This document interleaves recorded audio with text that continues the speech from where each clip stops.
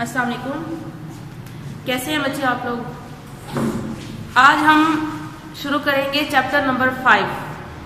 ठीक है, अब चैप्टर नंबर 5 क्यों शुरू कर रहे हैं कि हम लोगों ने चैप्टर नंबर 1 पहले कंप्लीट किया, तो कुछ चैप्टर्स पीछे से आप लोगों ने पढ़े थे, हम उसे मज़ीद भी पढ़ेंगे और आपको मज़ीद समझाएंगे भी, लेकिन क्योंकि ये चैप्टर आपने बिल्कुल नहीं पढ़ा हुआ तो आप इसको अच्छे से समझ के याद कर लें। ये आपका मोस्ट कॉन्सेप्चुअल पेपर है और चैप्टर है, इसलिए आप इसे अच्छी तरह से समझ लें। चैप्टर नंबर 5 है आपकी बुक का और इसका नाम है सेल साइकिल। ठीक है, तो इसको डिटेल से समझने से जो आज इंट्रोडक्टरी लेक्चर है उसे आप अच्छे से समझें और ताकि आगे वाले जो मोस्ट इम्पोर्टेंट टॉपिक है वो आपको समझ में आ सके। ठीक है, चैप्टर का नाम है सेल साइकिल। अब सेल साइकिल क्या है, इससे पहले मैं आपको रिप्रोडक्शन के बारे में थोड़ा सा बता देती हूँ। देखें, रिप्रोडक्शन क्या है, किसी भी एक जानदार की, किसी भी एक लिविंग ऑर्गेनिज्म की अपनी जैसी नस्ल बढ़ाने की सलाहियत, हर लिविंग ऑर्गेनिज्म के अंदर जो है एक सलाहियत होती है कि वो अपने जैसे जानदार पैदा करे। फिर जब वो पैदा हो जाते हैं तो उनके साइज में इजाफा होता है। जैसे कि आप हैं, एक दफा तो आप लोग इस दुनिया में आते हैं, उसके बाद आप आहिस्ता आहिस्ता आहिस्ता आपके साइज में इजाफा होता है। ठीक है, अब आपका हाथ, आपके पाँव, आपकी बॉडी साइज वो बढ़ रहा है। अब क्यों बढ़ रहा है? क्योंकि सेल्स बढ़ रहे हैं। सवाल ये पैदा होता है कि सेल्स क्यों बढ़ रहे हैं। सेल्स इसलिए बढ़ रहे हैं क्योंकि उनके अंदर डिवीजन हो रही है। अगर एक लफ्ज आपको याद हो जो पिछली 8th क्लास में आपने पढ़ा था, माइटोसिस और मियोसिस, इन दोनों को मिलाकर हम कहते हैं कि सेल साइकिल है। यानी एक सेल जो है वो डिवाइड होता है जिस प्रोसेस के तहत, उसको हम कहते हैं कि वो सेल साइकिल है। ये सेल एक प्रोड्यूस होके फिर कुछ साइज में इजाफा करेगा और फिर नया सेल प्रोड्यूस करेगा, अपना वो पूरा साइकिल कंप्लीट करेगा, वो सेल साइकिल है। ठीक है, तो जानदार अपने साइज में इजाफा इस तरह करते हैं कि उनके, आपके पास एक एग्जाम्पल दे के समझाती हूँ। आपके पास इतना सा थैला है, ठीक है, आपने इसमें अंदर चांद बजरी के दाने बजरी डाल दी। ठीक है, कोई 10-15 उसके अंदर बजरी के दाने डाल दिए। अब वो भरेगा तो नहीं, आप उसमें एक एक करके डालते जा रहे हो, आहिस्ता आहिस्ता आहिस्ता आहिस्ता आहिस्ता वो साइज में बड़ा हो रहा है। इट्स मीन कि उसके अंदर सेल का इजाफा हो रहा है। तो हमारी बॉडीज में भी सेल का इजाफा होता है, तो हमारे हाथ, पाँव, टांगे, बॉडी साइज जो है वो बड़ा होता है। तो अब कैसे बड़ा होता है, हम इस चैप्टर में ये सीखेंगे कि एक सेल कैसे डिवाइड होता है और फिर नया सेल कैसे, मतलब एक डिवाइड होने के बाद फिर बड़ा होता है और बड़ा होकर फिर नया सेल डिवाइड करता है, तो वो पूरे साइकिल कंप्लीट करता है। ठीक है, the series of events from the time when a cell produce, यानी एक टाइम पीरियड है जिसमें सेल प्रोड्यूस हुआ है। ये एक सेल है, ये प्रोड्यूस हो गया, ये एक पेरेंट सेल हो गया, इससे एक नया सेल प्रोड्यूस हुआ। फर्स्ट करें 2 सेल प्रोड्यूस हुए। अब ये प्रोड्यूस होने के बाद अपने साइज में फिर इजाफा करेगा और फिर नया सेल प्रोड्यूस करने के लिए रेडी हो जाएगा। यानी अब वो टाइम पीरियड जब एक सेल प्रोड्यूस हुआ, प्रोड्यूस होने से लेकर अंटिल के इतना बड़ा हो जाए कि नया सेल प्रोड्यूस कर सके, यानी उसके खुद पैदा होने से लेकर उसके नए सेल बनाने तक का टाइम पीरियड जो है वो कहलाता है सेल साइकिल। डेफिनेशन फिर देखें, वो सीरीज ऑफ इवेंट्स। अब ये मैंने बड़ी शॉर्ट सी बात कर दी आपको, भाई एक सेल पैदा हुआ है, साइज में बड़ा हो गया है और उसके बाद ये डिवाइड होगा और फिर इसका साइकिल कंप्लीट हो जाए। इसके अंदर बहुत सारे मराहिल आते हैं, बहुत सारे वाकयात हो रहे होते हैं, फेजेस चल रही होती हैं, इसके अंदर इवेंट्स हो रहे होते हैं, डिफरेंट फंक्शंस हो रहे होते हैं, और जब ये सारे काम हो जाते हैं स्टेप बाय स्टेप, तो फिर एक सेल 2 में डिवाइड होता है। तो वो टाइम पीरियड के दौरान जितने भी वाकयात आ रहे हैं, जितने भी फंक्शंस हो रहे हैं, एक्टिविटीज हो रही हैं, उससे को होते हुए एक सेल नए सेल में तब्दील हो जाए अपने पैदा होने से लेकर। सेल प्रोड्यूस हुआ, ठीक है, ये पहले भी किससे प्रोड्यूस हुआ होगा ना, अभी प्रोड्यूस हुआ, इससे प्रोड्यूस होने से लेकर नया सेल बनने तक का जो टाइम पीरियड होगा वो कहलाएगा पूरा सेल साइकिल। तारीफ को समझे, द सीरीज मतलब एक सीरीज ऑफ इवेंट्स होगी, हम आगे से डिटेल से पढ़ेंगे। इवेंट्स फ्रॉम द टाइम, उस टाइम से लेकर when a cell produced until it complete mitosis। यहाँ पे वर्ड माइटोसिस का इस्तेमाल किया है, सेल 1 से 2 में डिवाइड हुआ है। तो अब ये 2 में डिवाइड हुआ है तो इट्स मीन के पहले सेल हमेशा हर सेल होता है 2 में डिवाइड है, लेकिन हम आगे जाके सीखेंगे कि भी माइटोसिस और या मियोसिस में डिफरेंस क्या है, ठीक है। लेकिन सेल 2 में प्रोड्यूस हो गया और फिर न्यू यानी कि माइटोसिस हुई, कंप्लीट की और एक सेल से एक नया सेल बन गया, तो हम उसे कहेंगे ये कंप्लीट सेल साइकिल है। तो फिर इसमें कौन कौन से इवेंट्स आते हैं हम ये देखेंगे शॉर्टली। हम इसे मेन 2 फेजेस में डिवाइड करते हैं। हम कहते हैं कि cell cycle has 2 phases, one is called interphase and other is called mitotic phase। यानी इंटरफेज और mitosis phase the phases of cell cycle. अब सेल साइकिल की 2 फेजेस हैं। इस इंटरफेज को हम रेस्टिंग फेज कहते हैं और इसको हम एम फेज कहते हैं। इसी फेज का हम नाम रखते हैं डिवीजन फेज, ठीक है। यानी एक फेज है जिसमें सेल डिवाइड हो रहा है और एक फेज है जो रेस्ट कर रहा है। यानी रेस्ट का मतलब ये नहीं कि कुछ भी नहीं कर रहा, कुछ नहीं कर रहा, कुछ ना कुछ तो कर रहा है। और सबसे ज्यादा टाइम 90% टाइम पीरियड जो है वो इंटरफेज ही लेता है। अगर आपका काम 1 घंटे में हो रहा है तो उस घंटे में जो 50 मिनट्स होंगे वो इंटरफेज के होंगे और शायद 10 मिनट। लेकिन ये मैंने जस्ट एग्जांपल दिया, मतलब जितना भी टाइम एक सेल को डिवाइड होने में लगता है उसमें मैक्सिमम टाइम में वो इंटरफेज में ही रहता है। फिर मैंने ये बोला ये रेस्टिंग फेज है, तो रेस्टिंग है इसलिए इस काउंट से रेस्टिंग है कि हम इसे कहते हैं कि ये डिवाइड नहीं हो रहा, डू नॉट डिवाइड, डिवाइड तो नहीं कर रहा लेकिन अपने आप को डिवीजन के लिए तैयार कर रहा है। इसकी एग्जांपल मैं आपको ऐसे देती हूँ। आप लोग एक नई क्लास में, जैसे कि अभी 9th क्लास में आए हैं, आप लोगों ने पढ़ना शुरू किया, आप पढ़ते जा रहे हैं, आपकी तैयारी हो रही है, टेस्ट हो रहे हैं, सब कुछ हो रहा है, लेकिन क्यों? क्योंकि आपने अगले साल जाके बोर्ड के पेपर देने हैं।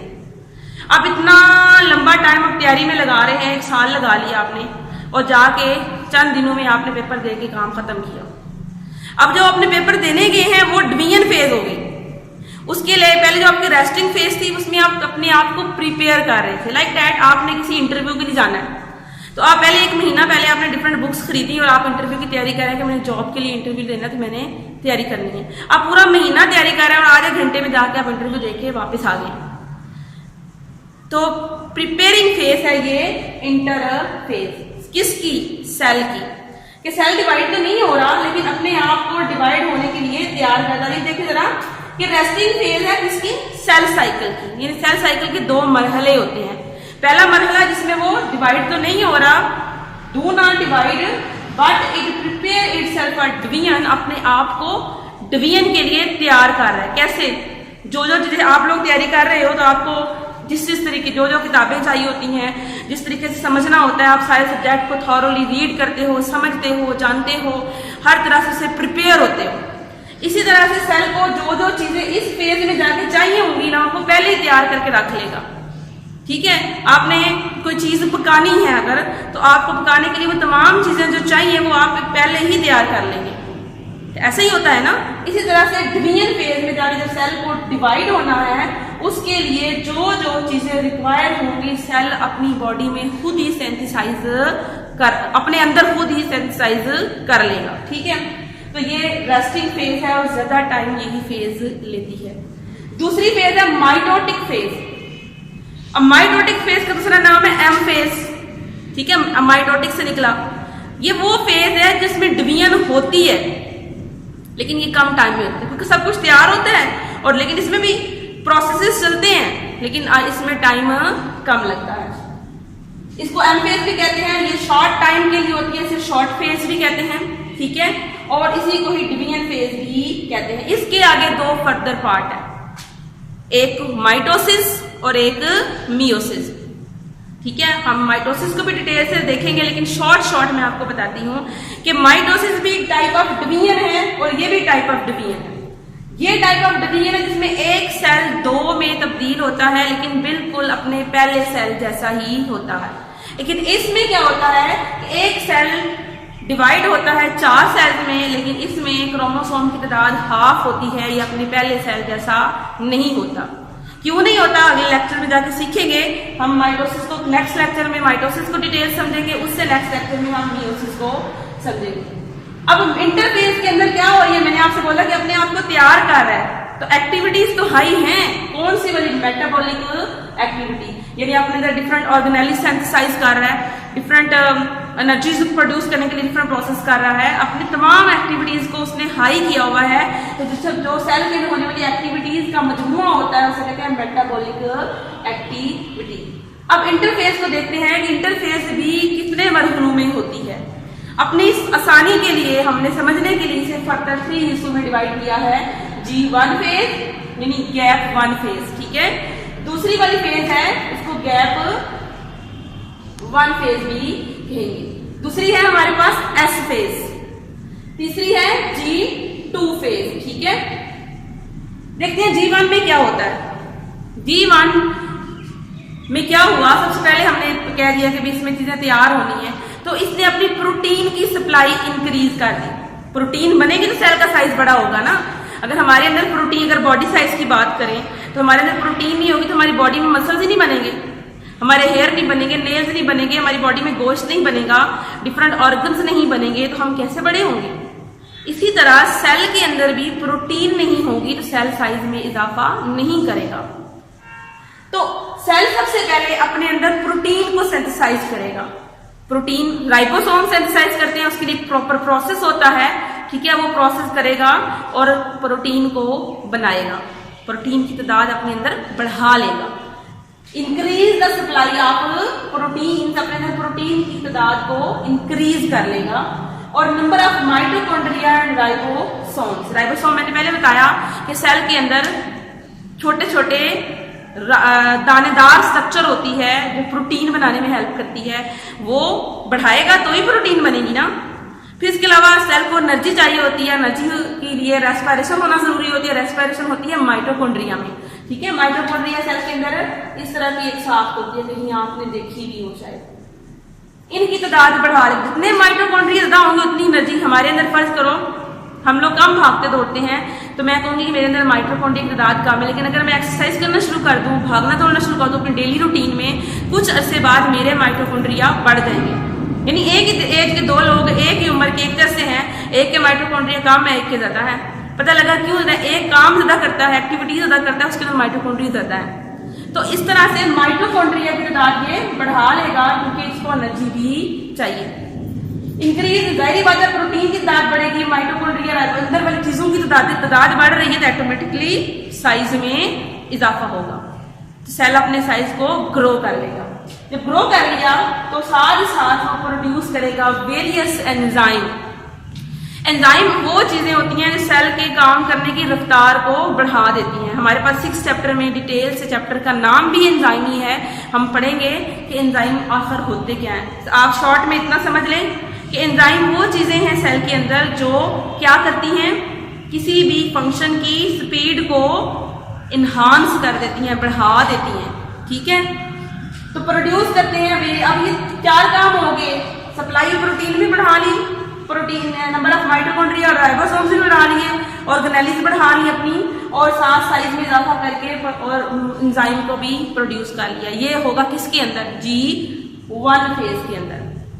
नेक्स्ट फेज, क्योंकि नेक्स्ट फेज में सिंथेसिस फेज है, इसमें कुछ सिंथेसाइज होना है या कुछ प्रोड्यूस होना है, उसके लिए भी जो एंजाइम चाहिए होंगे वो इसी G1 फेज में प्रोड्यूस हो जाएंगे। हमारे पास अगली फेज है S फेज, इसका नाम क्या है? सिंथेसिस। S से निकला है सिंथेसिस, और सिंथेसिस का मतलब होता है बनाना। यहाँ पे क्रोमोसोम की डुप्लीकेशन होनी है, क्रोमोसोम डबल हो जाने हैं। यानी अगर आपके अंदर 46 क्रोमोसोम है एक सेल के अंदर, तो वो क्रोमोसोम 92 हो जाएंगे। हर क्रोमोसोम डबल होगा, तो पहले सिंगल में वो इस तरह से था, जब डबल हुआ तो इस तरह से आपको दिखाई दे। कैसे डबल हुआ? इसने अपने जैसा ये क्रोमोसोम था, इसने अपने जैसा एक और क्रोमोसोम प्रोड्यूस कर लिया। अब डबल हो गया ना, अब ये दोनों इस सेंट्रोमेयर पर आकर जुड़ जाएंगे, ठीक है। तो ये होगा डुप्लीकेशन ऑफ क्रोमोसोम। तो अगर किसी सेल के अंदर 10 क्रोमोसोम है तो कितने हो जाएंगे? 20। अगर किसी के अंदर 20 है वो 40 हो जाएंगे। ह्यूमन बीइंग के अंदर 46 है तो कितने हो जाएंगे? 92। लेकिन जब एंड पे सेल बन जाएगा तो तादाद बैलेंस हो जाएगी, हम देखेंगे कैसे बैलेंस हो जाएगी। लेकिन अभी आप सिर्फ इतना सीखें कि एस फेज में क्रोमोसोम की तादाद क्या हो गई, डबल हो गई। और क्रोमोसोम क्या है, हेरिडिटी मटीरियल। G2 फेज, अब इसके बाद एंड पे वो प्रोटीन जो G1 ने प्रोड्यूस नहीं की है, वो चीजें जो अभी G1 में नहीं बनी थी, वो रिमेनिंग तमाम जो प्रोडक्ट्स है वो बाकी G2 प्रिपेयर कर लेगा, खास करके प्रोटीन। प्रोटीन चाहिए होती है mostly spindle fibre. Spindle fibre क्या होते हैं, अगर आपको सेल याद हो तो एक सेल है, सेल के अंदर जो है सेंट्रियोल से खास किस्म के धागे रेशे निकलते हैं जो माइटोटिक स्पिंडल बनाते हैं ड्यूरिंग डिवीजन, स्पिंडल फाइबर कहते हैं। अब ये स्पिंडल फाइबर प्रोटीन के बनते हैं। क्रोमोसोम का ये सेंट्रोमेयर प्रोटीन का बनता है। इन सबको बनाने के लिए प्रोटीन चाहिए, तो वो प्रोटीन खास करके G2 फेज में प्रोड्यूस होगी। ठीक है, ये दो इंटरफेजेस हो गई। इंटरफेज मीन ये कंप्लीट 3 फेज हमने पढ़ ली। लास्ट में एक टर्म है हमारे पास G0 फेज। ये जो G0 फेज है ना, इसको बच्चे बोलते हैं गो फेज, नॉट गो फेज। इसको आपने ये G0 है, इसको G0 भी नहीं बोलना बल्कि इसको G0 बोलना है, G0। अब G0 फेज जो है वो एक्चुअली स्पेसिफिक फेज इनकी नहीं है, सेल साइकिल की नहीं है। लेकिन कभी कभी ऐसा होता है कि सेल डिवाइड हो रहा है, डिवाइड होते होते उसने डिवीजन रोक दी है। जैसे कोई बंदा काम कर रहा है, करते करते बेहोश हो जाए या मर जाए, काम तो रुक गया ना। इसी तरह से सेल यहाँ पे मरेगा तो नहीं, लेकिन किसी ऐसे मरहले में चला जाएगा जहां पे वो सोया रहेगा, मतलब जिंदा तो रहेगा लेकिन डिवीजन नहीं करेगा। जब डिवीजन नहीं करेगा इट्स मीन के ये फेज ऑफ क्विसेंस में चला गया। ठीक है, ये कहां चला गया, क्विसेंस की फेज में, आबिदगी, एक सोई हुई हालत में चला गया। तो वो सेल टेम्परेरी भी हो सकता है, नहीं अगर सोया हुआ है तो कुछ अर्से बाद दोबारा जाग भी जाए, और ऐसा भी हो सकता है सेल हमेशा के लिए डिवीजन इस फेज में पड़ा रहे, यानी कभी भी डिवाइड ना हो। तो परमानेंटली भी स्टॉप हो सकता है और टेम्परेरी भी, आर्जी तौर पे भी। मिसालें देती हूँ यहाँ पे मैं आपको कुछ। न्यूरॉन सेल्स है, ये क्या होता है कि ये अगर डिवीजन फेज में चले गए हैं, अगर ये G0 फेज में चले गए हैं तो कभी भी दोबारा वापस नहीं आएंगे, यानी हमेशा के लिए डिवीजन खत्म हो जाएगी, परमानेंटली अपनी G0 फेज में चले जाएंगे।